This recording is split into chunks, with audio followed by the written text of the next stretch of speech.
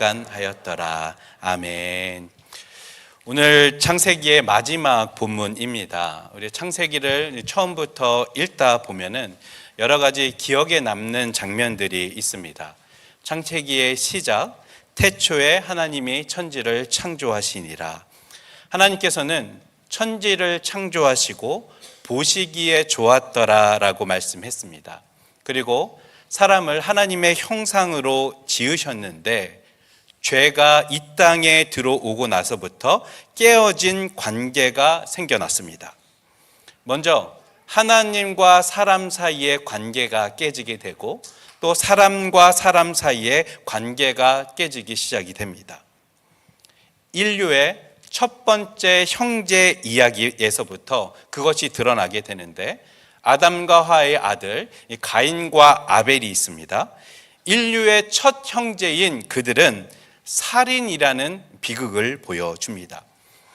이 깨어진 관계는 창세기에 계속 등장하게 되는데 이스마엘과 이삭이 그랬고 또 에서와 야곱이 그랬고 요셉과 그의 형제들도 계속 깨어진 관계들이 보여지게 됩니다. 그런데 이들의 관계가 왜 깨어졌을까요? 하나님께 인정받고 싶은 마음이 있었을 수도 있고 아버지께 사랑받고 싶은 마음이 있었을 수도 있습니다.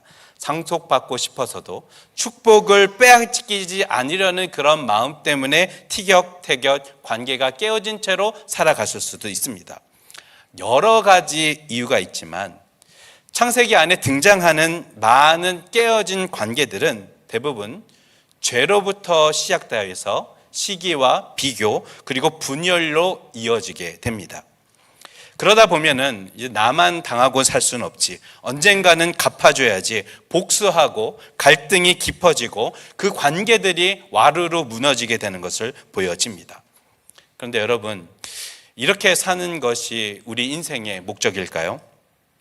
그렇지 않습니다. 여러분, 그렇다면 이 깨어진 관계들이 계속 존재하는데 우리는 어떻게 하며 회복하며 살아갈 수 있을까요? 특히 이 사람과 사람 사이에 깊은 골이 생겨날 때 우리는 어떻게 해야 할까? 오늘 이 질문을 내려보면서 본문을 살펴보면 하나의 답을 찾을 수가 있습니다. 오늘 설교 제목, 하나님을 사이에 둔 사람입니다. 하나님을 사이에 둔 사람. 이렇게 표현할 때 하나님을 내 마음대로 어떤 자리에 가져다 놓는 것인가 이렇게 생각하시면 안 됩니다. 내 삶의 모든 관계들 사이에 하나님의 시선이라는 그런 렌즈로 바라본다라는 의미가 담겨져 있습니다. 요셉의 형들과 자기 사이에 하나님의 시선을 두었습니다. 상처들과 자기의 사이에 하나님을 두었습니다. 인생의 고난들과 자기 사이에 하나님을 두었습니다. 마지막에 죽음 사이에도 하나님을 두고 약속을 바라보았습니다. 그래서 여러분, 오늘 말씀을 계속 볼 때에 내 삶의 모든 부분, 모든 것과 나의 사이에 하나님의 시선, 하나님을 두고 바라보아야 된다. 그 질문을 마음속에 하시면서 이 말씀을 계속 되새기면 좋겠습니다. 하나님을 사이에 두면 어떻게 되는가? 첫 번째, 복수 대신 용서를 택합니다. 이제 야곱이 세상을 떠났습니다. 요셉의 형제들 마음속에서는 두려움이 막 몰려오기 시작합니다. 그들은 왜 두려워했을까? 과거의 죄가 떠올랐기 때문입니다. 오래전에 요셉을 미워했고 아버지의 사랑하는 그 사랑받는 것을 시기하면서 그 요셉을 구덩이에다가 내팽개치고 그리고 상인들에게 팔아서 요셉이 죽은 것처럼 거짓말을 했습니다. 이 일은 사라지는 일이 아닙니다. 시간이 많이 지났지만 그들 마음속에는 여전히 남아 있었습니다. 그런데 이제 상황이 많이 좀 달라졌습니다. 요셉은 더 이상 어릴 때의 동생이 아니라 애굽의 총리가 되었습니다. 자기가 마음을 먹으면 언제든지 죽일 수 있는 그런 권세를 가진 사람이었습니다. 그래서 형들은 아버지 야곱이 살아 계실 때까지 요셉이 참았던 거야. 아버지가 돌아가셨으니까 이젠 복수를 하겠지. 이런 생각들이 올라왔던 것입니다. 그래서 형들은 요셉에게 직접 가지도 못하고 사람을 보내어서 이렇게 말합니다. 17절 말씀입니다. 네, 제가 17절 말씀 우리 함께 읽겠습니다. 너희는 이같이 요셉에게 이르라. 내 형들이 내게 악을 행하였을지라도 이제 바라건대 그들의 허물과 죄를 용서하라 하셨나니 당신의 아버지 하나님의 종들인 우리의 죄를 이제 용서하소서 하매 요셉이 그들이 그에게 하는 말을 들을 때에 울었더라. 형들이 이렇게 말합니다. 아버지가 살아 계실 때에 이렇게 말씀하셨어. 너희 형들이 악을 행하였지만 그 허물과 죄를 용서해 주어라. 이 말이 정말 야곱이 이 말을 남겼을까 하는 의심이 있는데, 분명한 것은 무엇이냐면 형들이 살기 위해서 아버지의 말을 붙잡고 있었다라는 것이고요. 또 심지어는 하나님의 종들이다. 그러니까 하나님의 이름까지 붙잡는 형들의 모습이 보여집니다. 이 말을 들은 요셉의 반응은 어땠을까? 요셉이 그들이 그에게 하는 말을 들을 때에 울었더라. 요셉은 울었습니다. 성경에 자세히 나와 있지는 않지만 요셉이 오래전부터 받았던 그 상처가 마음에서 올라왔을 수도 있고, 또 아직까지도 불신하고 있는 형들의 모습을 보면서 울었을 수도 있습니다.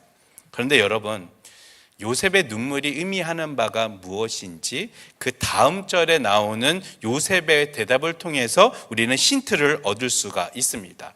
19절과 20절 말씀인데, 19절 요셉이 그들에게 이르되 두려워하지 마소서 내가 하나님을 대신하리이까. 당신들은 나를 해하려 하였으나 하나님이 그것을 선으로 바꾸사 오늘과 같이 많은 백성의 생명을 구원하게 하시려 하셨나니. 이 대답이 정말 중요한 대답입니다. 요셉은 복수할 힘이 있었고 이제 너희들 차례다 그렇게 할 수도 있었는데, 요셉은 그렇게 하지 않았습니다. 두려워하지 마소서 내가 하나님을 대신하리이까. 요셉은 지금 이렇게 선을 긋고 있습니다. 하나님의 종을 심판하지 않겠다. 하나님이 앉은 자리에 내가 앉지 않겠다. 최종적으로 심판은 하나님이 하실 것이다. 그렇게 말하고 있습니다. 하지만 그 다음 절에 보면은 상처들을 부인하지 않는 모습들이 보입니다.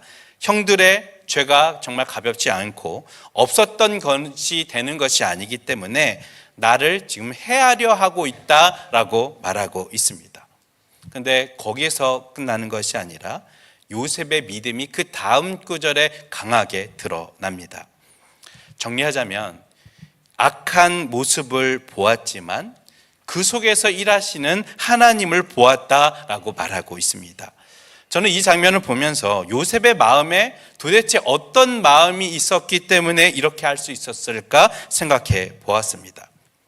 요셉의 마음속에는 분명 하나님의 마음이 있었습니다.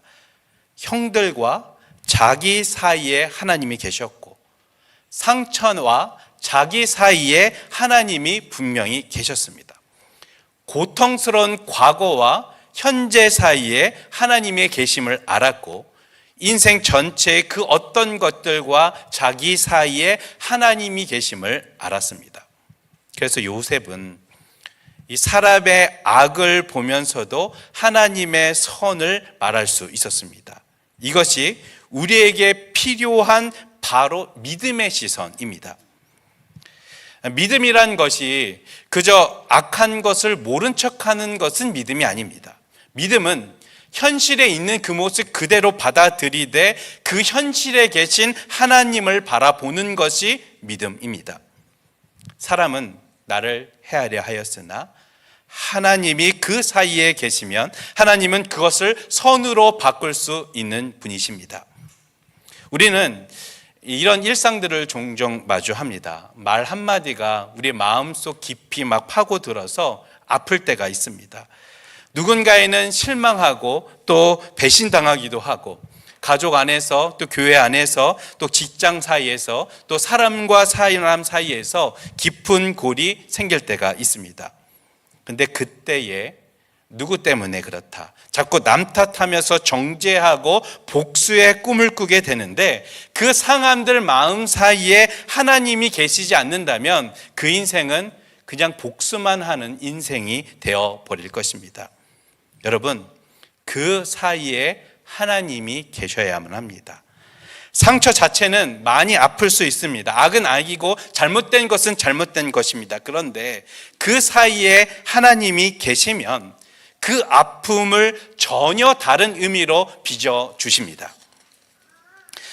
여러분, 조개 속에 모래알 이야기를 혹시 들어본 적 있으십니까? 조개에 모래알 하나가 들어가면 그것은 조개에게 선물이 아닙니다. 모래알은 이물질이고 그들을 아프게 하는 상처고 고통들입니다. 아주 까칠까칠한 모래알 하나가 그의 조개살을 계속 찌릅니다. 조개는 그것을 내뱉을 수도 없고 그렇다고 없던 일로 만들 수도 없습니다. 그런데 조개는 그 아픈 조각을 가지고 감싸 안고 또 감싸 안습니다. 그러다가 시간이 지나면 진주가 됩니다. 여러분, 물론 상처가 좋은 것은 아닙니다. 그리고 아픔이 은혜의 기회다 이렇게 말하고 싶은 것도 아닙니다. 모래알 이 조각은 여전히 아픈 조각인데 그것을 감싸 안고 덮고 다른 것으로 입혀질 때 진주가 되듯이 하나님께서 상처 그 사이에 계시면 우리를 감싸 안아주시고 덮어주시고 또 입혀주시니까 진주처럼 선으로 바꾸어 주신다라는 것을 기억하면 좋겠습니다. 요셉은 바로 이것을 고백했습니다. 당신들은 나를 해하려 하였으나 하나님은 그것을 선으로 바꾸셨다. 이 고백이 그냥 나오는 고백은 아닙니다. 시간이 지난다고 해서 저절로 나오는 고백도 아닙니다. 이 고백은 하나님을 사이에 둔 사람만 할 수 있는 고백입니다. 여기서 우리가 한 가지 더 붙잡아야 할 것이 있습니다. 하나님을 모든 것 사이에 둔다. 이 고백은 하나님과의 관계가 깨어진 상태에서는 있을 수가 없습니다. 죄로 깨어진 우리들입니다. 하나님과도 깨어지고 사람과 사람 사이에 계속 깨어진 존재가 바로 우리들입니다. 시기와 복수로 살아가다가 죽는 인생이 바로 저희들입니다. 그런데 그 삶 가운데 우리 예수님께서 오셨고 십자가 사랑을 통해서 우리와 하나님 사이를 다시 이어주셨습니다. 그래서 우리는 하나님께 나아갈 수 있고 모든 것들과 자기 사이에 하나님을 둘 수 있게 된 것입니다. 우리 스스로는 작은 모래알 하나조차 어떻게 할 수 없는 사람들입니다. 내 마음은 아무리 넓어도 이렇게 요셉처럼 용서하며 살아갈 수가 없습니다. 그런데 하나님을 자기 사이에 둔 사람은 하나님의 마음을 알아서 악을 보면서도 하나님의 선을 기다리면서 나아갈 수가 있게 됩니다. 우리의 부부들 사이에도 그리고 부모사와 자녀 사이에도 하나님이 계셔야 합니다. 오랜 상처들과 나 사이에도 하나님이 계셔야 합니다. 그때 우리는 복수의 사람이 되는 것이 아니라 은혜의 사람이 될 수가 있습니다.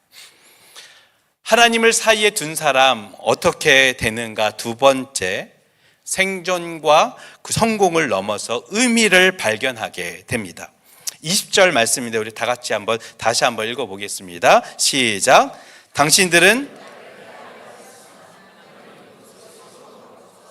오늘과 같이 많은 백성의 생명을 구원하게 하시려 하셨나니. 여러분, 이 말씀 안에 요셉의 인생이 담겨져 있습니다. 생존이 보이고요, 성공이 보이고 또 의미가 보입니다. 요즘 청년들과 함께 목적이 이끄는 삶을 읽고 있습니다. 지금 1주차를 보내고 있는데 계속 던져지는 질문이 한 가지 있습니다.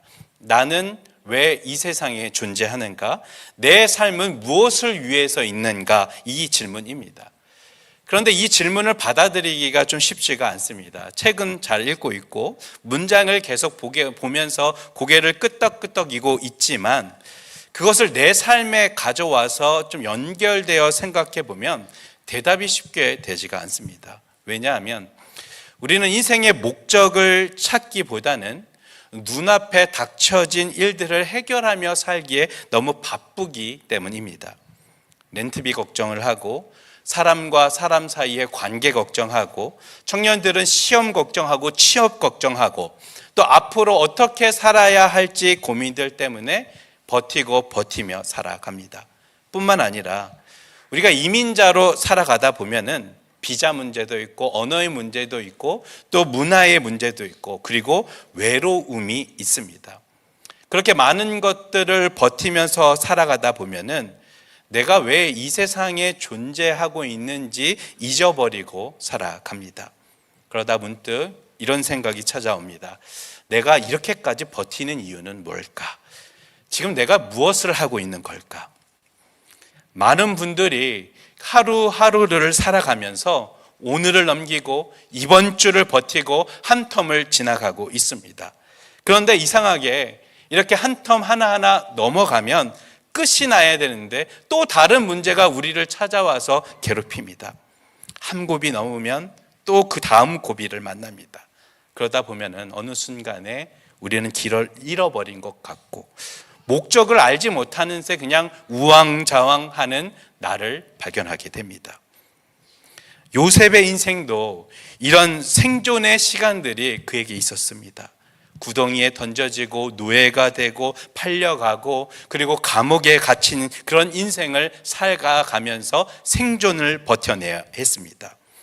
그런데 그 시간에 요셉에게 중요한 것, 그 시간은 버티는 거였지만 생존, 그 무게가 너무나도 무거워서 오늘 하루하루도 버티는 게 힘든 그 생존의 시간을 버텨야 했지만 그렇지만 중요한 것은 생존이 중요하지만 생존이 인생의 목적이 될 수가 없다라는 것입니다.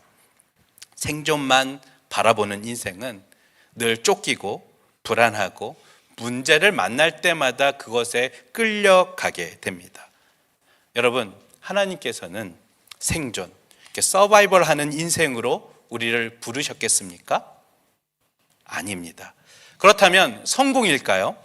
요셉의 삶의 또 다른 모습, 성공의 모습도 그에게 보입니다. 요셉은 보디발 집에서 인정받았고 감옥에서 신뢰를 받았고 바로 앞에서 서게 되었고 결국 애굽의 총리가 되었습니다. 엄청난 성공을 이루었습니다. 여러분, 저와 여러분들이 이 성공을 조금 누렸으면 좋겠습니다. 그런데 이 성공은 지금이 신실함이 있었기 때문에 성공이 있었습니다. 보디발의 아내 앞에서 하나님 앞에 죄를 짓지 않으려고 한 그 신실함이 있었고 감옥에서 총리가 되어서도 그리고 신실히 그 일을 감당했던 그 요셉의 모습이 있었기 때문에 성공의 모습이 보이는 것입니다. 하나님의 사람은 대충 살지도 않고 이 맡겨진 자리에 가볍게 여기지도 않습니다. 신실함으로 일하고 신실함으로 가정을 세우고 교회를 섬깁니다. 그런데 여러분, 이렇게 하는 것이 과연 우리의 인생의 목적일까 하는 것입니다. 만약 그렇다면 좀 허무해질 것 같습니다. 어느 정도 안정된 자리에 올라갔다고 해서 그것이 인생이다라고 말할 수가 없습니다. 성공이 필요할 수 있겠지만 성공이 우리 인생의 목적이 돼서는 안 됩니다. 성공이 하나님 없이 사용되면 교만함이 됩니다. 성공이 하나님 없이 사용하게 되면은 사람을 살리는 힘이 아니라 사람을 눌리는 힘이 되어 버립니다. 성공이 목적이면 권력은 복수의 도구가 되고 그리고 돈은 자기 자랑의 도구가 되어 버릴 것입니다.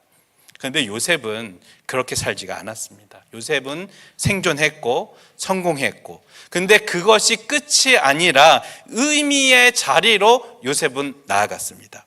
20절 말씀에 당신 나를 해하려 하였으나 하나님은 그것을 선으로 바꾸사 오늘과 같이 많은 백성의 생명을 구원하게 하시려 하셨나니 그러니까 내가 살아남았다, 그게 끝이 아니라, 내가 성공했다, 그것이 끝이 아니라, 하나님께서 나를 통해 많은 백성을, 생명을 구원하게 하려 하셨다. 그것이 바로 요셉의 삶의 의미입니다. 요셉의 꿈은 단지 내가 높아지려는 그런 꿈이 아니라, 하나님께서 아브라함에게 약속하셨던 복, 너는 복이 될지라, 그 약속이 계속 요셉을 통해서 이어지고 있었던 것입니다. 그렇기 때문에 사람을 살리기 위해서 그 많은 곡식들을 그리고 준비하고 기근을 준비하고 사람을 굶어 죽지 않도록 길을 열었던 것입니다.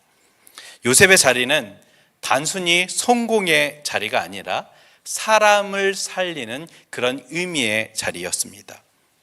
여러분, 나의 의미가 하나님이 드러나고 사람을 살리는 것이라면 우리가 일하는 그 자리도, 우리가 가정을 돌보는 그 자리도, 버티고 살아가는 그 자리도 좀 달라 보이게 될 것입니다. 여러분, 의미를 찾았다고 그 자리가 쉬워지지만은 않습니다. 문제도 사라지지 않습니다.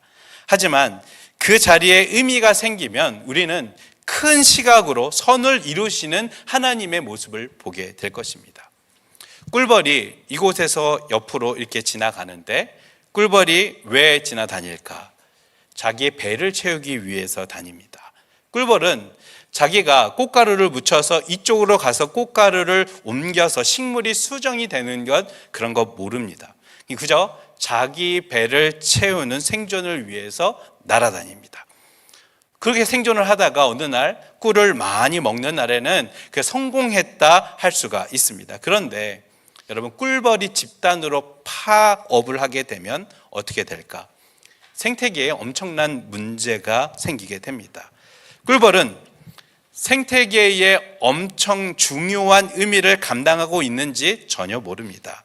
근데 우리가 큰 그림 안에서 보니까 꿀벌이 정말 중요하고 있구나, 그렇게 알 수 있듯이 여러분들의 가진 재능들, 시간들, 직업들, 경험들, 상처들, 우리는 다 이해할 수 없을지 모르지만 하나님 안에 큰 그림에 놓고 바라보게 되면은, 의미를 찾다 보면은, 이게 모든 것이 하나님의 섭리로 이루어지고 있구나를 보게 될 것입니다. 그래서 내 상처가 어느 순간에 내가 누군가를 위로하는 통로가 될 때가 있고요, 내 실패가 누군가를 붙잡아주는 이야기가 되기도 하고 사람을 살리는 도구가 되기도 합니다. 여러분, 우리는 하나님께 받은 의미를 가지고 삶의 현장으로 나아가야 하는 그런 존재들입니다. 그래서 우리의 직장 생활에서 의미를 찾는 것이 아니라 하나님께 받은 그 의미를 가지고 직장 일터에 나가야 할 것입니다. 우리가 이민 생활 속에서 나의 의미를 발견해 보고자 그렇게 노력하는 것이 아니라 하나님께 받은 그 목적과 의미를 가지고 이 땅에서 살아보려고 노력하는 그 모습이 필요합니다. 바로 그 사람이 하나님을 사이에 둔 사람의 모습입니다.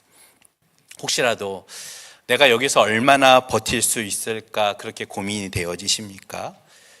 그 고민들 거기서 멈추지 말고 하나님께서 누구를 살리길 원하시는가, 나를 통해 누구를 위로하고 세우기를 원하시는지 그 기도로 바꾸어서 나아갔으면 좋겠습니다. 요셉은 생존했습니다. 요셉은 성공했습니다. 그리고 의미를 가지고 나아갔습니다. 우리 또한 여전히 버티면서 생존을 하고 있고 그 속에서 성공도 하고 있고 또 하나님 안에서 사람을 살리는 그 삶을 살아가는 저와 여러분들 되시기를 소망합니다. 세 번째입니다. 하나님을 사이에 두면 어떻게 되는가? 죽음 앞에서도 약속을 붙잡는 삶을 살아갑니다. 요셉은 110세를 살았고 증손자들도 보았습니다. 많은 사람들을 살렸고 애굽에서 아주 성공한 인생을 살았습니다. 그런데 창세기는 요셉의 성공으로 끝나는 것이 아니라 요셉의 죽음과 입간으로 맨 마지막 절을 맞이합니다. 26절 보면 요셉이 110세의 죽음에 그들이 그의 몸에 향조류를 넣고 애굽에서 입간하였더라. 창세기의 마지막은 죽음입니다. 그리고 애굽에 있습니다.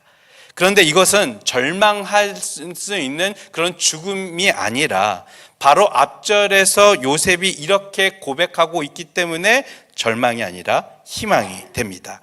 24절 한번 다 같이 읽습니다. 시작. 요셉이 하나님이 당신들을 돌보시고 당신들을 이 땅에서 인도하여 내사 아브라함과 이삭과 야곱에게 맹세하신 땅에 이르게 하시리라 하고, 요셉은 나는 이제 곧 죽을 것이다, 그런데 하나님이 당신을 돌볼 것이다 말하고 있습니다. 내가 멈추어진 그 자리에서 하나님께서는 계속 일하신다, 그것을 신뢰하는 모습입니다. 마지막에 남기는 말이 나는 애굽의 총리였다 이렇게 자랑의 말이 아니라, 그가 남기고 싶은 마지막의 말은 하나님이 당신을 돌보실 것이다 였습니다. 이 고백은 하나님을 사이에 두지 않으면 할 수 없는 고백입니다. 나는 멈추지만 하나님은 멈추지 않으십니다. 나는 다 못하지만 하나님은 계속 일하십니다. 그 믿음으로 하나님의 선하심을 나타내는 저와 여러분들 되시기를 소망합니다. 여러분, 오늘 창세기의 마지막과 요셉의 마지막의 모습을 보았습니다. 이 관계 속에서 상처받을 때에, 그리고 복수하고 싶을 때에 그 사이에 하나님을 두어서 하나님의 시선으로 바라보면 좋겠습니다. 내가 버티는 것으로 힘들 때에, 성공해야 하는 부담감에 눌릴 때에 그 사이에 하나님을 두어서 하나님께서 두신 그 목적을 바라보면 좋겠습니다.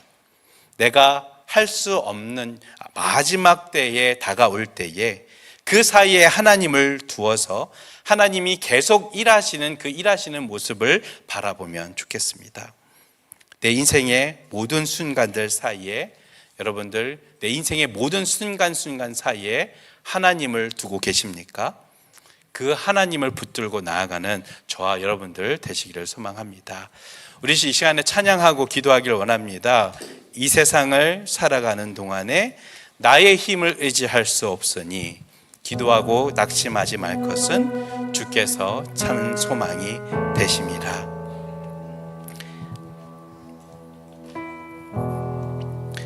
이 세상을 살아가는 동안에, 이 세상을 살아가는 동안에 나의 힘을 의지할 수 없으니 기도하고 낙심하지 말 것은 주께서 참 소망이 되시니. 주의 길을 걸어가는 동안에, 주의 길을 걸어가는 동안에 세상의 것 의지할 수 없으니 감사하고 낙심하지 말 것은 주께서 참 기쁨이 되심이라. 하나님의 꿈이 나의 비전이 되고 예수님의 성품이 나의 인격이 되고 성령님의 권능이 나의 능력이 되길 원하고 바라고. 한 번 더 고백합니다. 이 세상을 살아가는, 이 세상을 살아가는 동안에 나의 힘을 의지할 수 없으니 기도하고 낙심하지 말 것은 주께서 참 소망이 주의 길을 걸어가는 동안에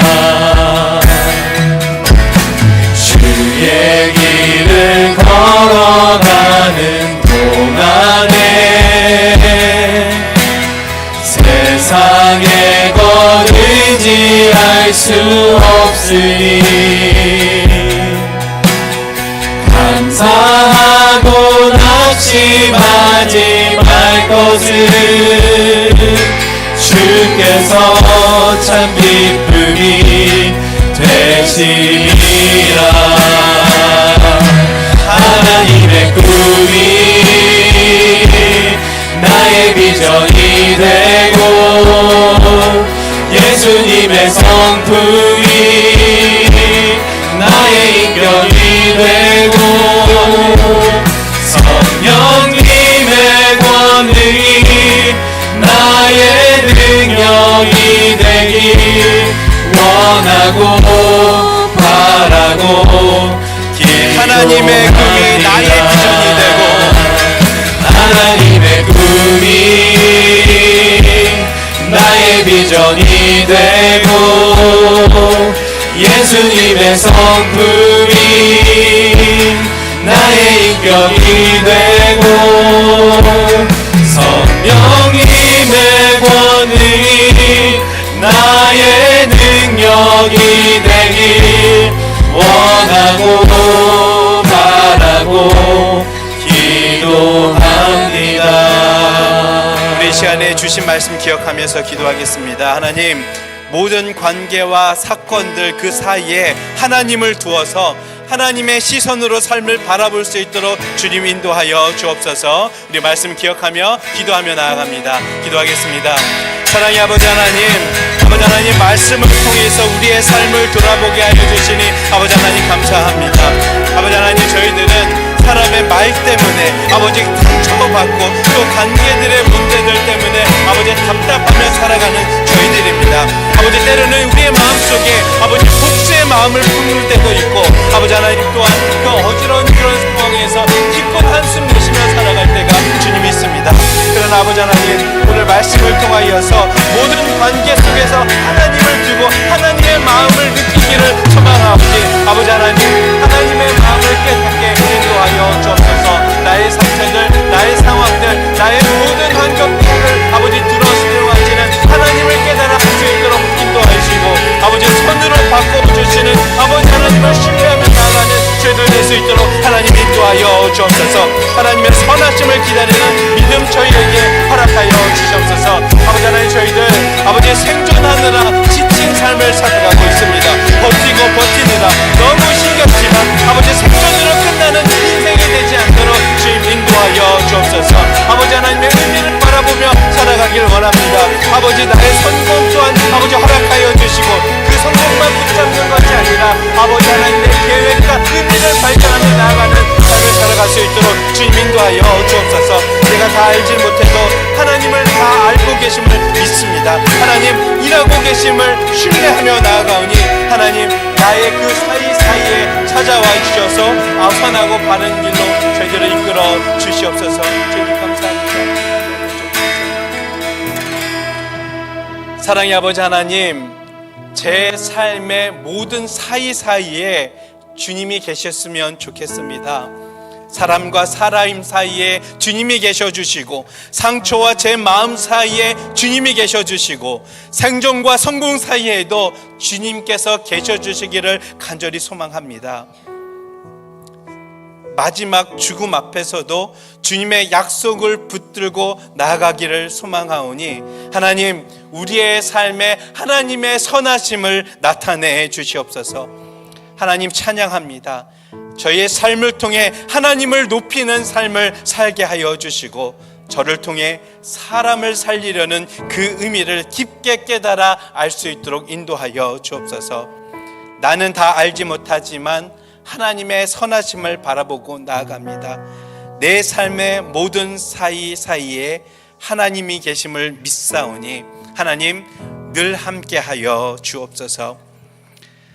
여호와는 내게 복을 주시고 너를 지키시기를 원하며 여호와는 그 얼굴을 내게 비추사 은혜 베푸시기를 원하며 여호와는 그 얼굴을 내게로 향하여 드사 평강 주시기를 원하노라. 아멘.